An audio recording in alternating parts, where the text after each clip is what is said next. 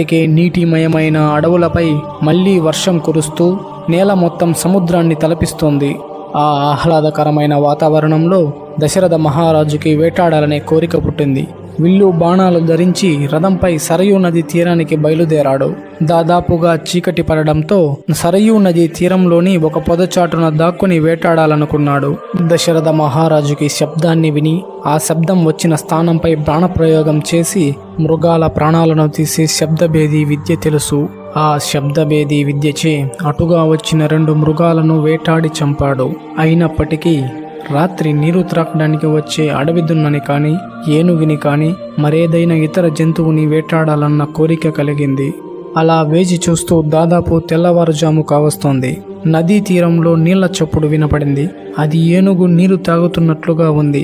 వెంటనే శబ్ద దిశను గమనించి దశరథుడు బాణం వదిలాడు. అప్పుడు నన్ను ఎవరు ఈ బాణం